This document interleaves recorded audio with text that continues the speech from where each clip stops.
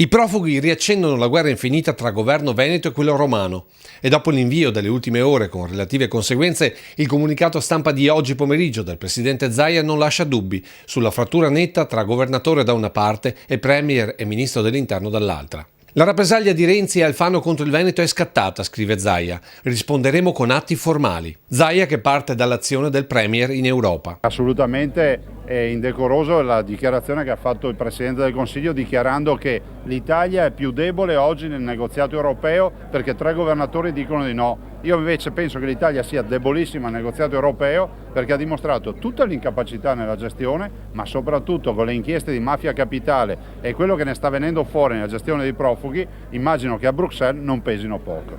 Ma la dichiarazione di guerra a Roma Zaia l'ha scritta al termine del comunicato di oggi, che dice così: Renzi e Alfano sappiano che la mia non è una battaglia di sole parole e se non ci credono devono solo aspettare le ore necessarie per la definizione, anche giuridica, di una serie di atti concreti, formali, legittimi, incontrovertibili.